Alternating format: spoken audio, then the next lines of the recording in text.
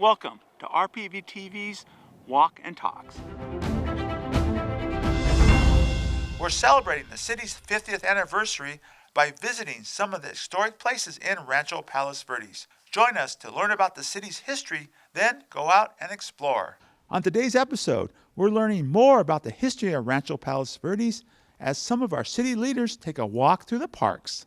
Hello, I'm Councilman Eric Alegria. On today's Walk and Talk, we will take you on a walk through the city of RPV's first park, which was named after the former city councilman and mayor, Robert E. Ryan. So follow me, and I'll give you some insights along the way. We're starting here at Ryan Park, which was the city's first park. When the city incorporated in 1973, it had one municipal park, which was then known as Rancho Palos Verdes Park. On April 18, 1995, the city dedicated the park in honor of Robert E. Ryan, former city councilman and mayor, one of the inaugural city council members. A grove of trees was planted at the park in 1977 in honor of Gordon Curtis, Dorothy LeConte, and Fred Hess Jr. for their contributions to the city's incorporation. Today, Ryan Park also features a community building, playground, picnic areas, grassy fields, basketball court, and a baseball diamond. Here at the city's first park, it is a great place to talk about the city's path to incorporation. The city of what is now Rancho Palos Verdes began to grow concerned with the county's actions to increase development in the 1950s and 1960s. Residents banded together, first in the Peninsula Advisory Council in the 1960s and then Save Our Coastline in the 1970s, to be a collective voice against the county's development goals. Save Our Coastline even filed a lawsuit in California Superior Court to change how votes for incorporation were tallied. And they were successful, transitioning votes based on assessed value of land to one man, one vote, as in the 14th Amendment. On that stage, and thanks to the huge efforts of resident groups like Save Our Coastline, the election for Rancho Palos Verdes incorporation was set for August 28, 1973. And in a huge show of support, around 80% of registered voters turned up and voted on a 5-1 margin for cityhood. On September 7, 1973, the youngest of the 4 cities on the peninsula was incorporated to take control of planning and policy implementation to preserve the area's natural beauty, openness, and small community atmosphere. While the city was incorporated in 1973, the new city was missing 840 acres that we know today, the Eastview neighborhood, which was annexed on January 5th, 1983. Thanks for taking a walk with me today. And now I'm going to pass you along to Councilman John Cruikshank, who's at Eastview Park. On to you, John. Thanks, Eric. Now let's take a look at Eastview Park. We're here on the east side of our town, and we're at the largest dog park in all of our city.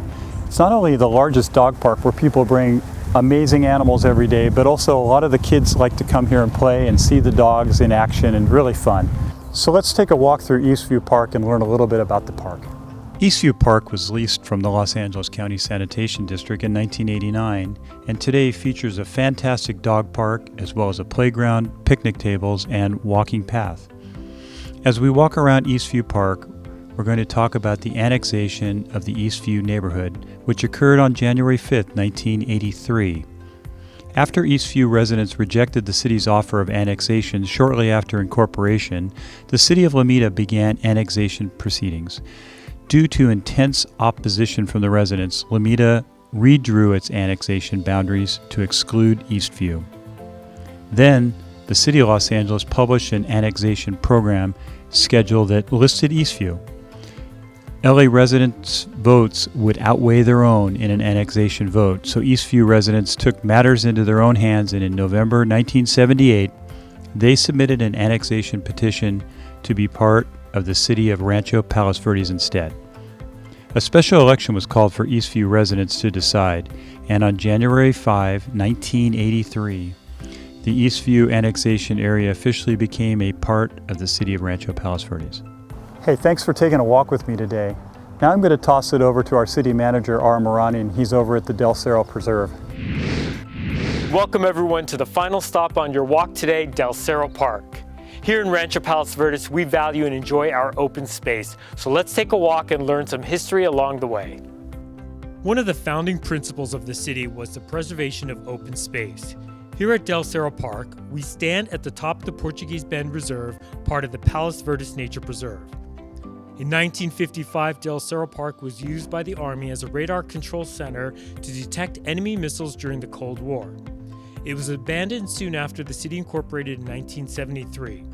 The city acquired the property from the federal government in 1976 with the commitment that the land would remain open to the public for recreation in perpetuity. The site was officially named Del Cerro Park in 1983 and today houses donor appreciation walls to commemorate all those who helped fund the acquisition of the Palos Verdes Nature Preserve properties.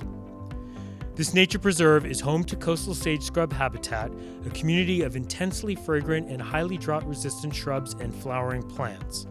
Many different animals live throughout this rare habitat, including the threatened California gnatcatcher and the coastal cactus wren. The individual reserves provide passive recreational opportunities, including hiking trails, equestrian trails, and bicycle trails.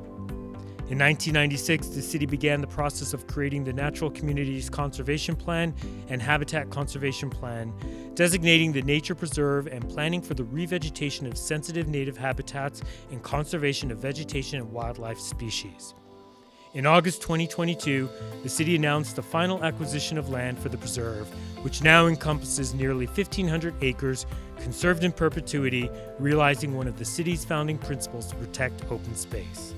Thank you for joining us for these walk and talks in celebration of the city's 50th anniversary, and we hope you've enjoyed learning more about the city's history.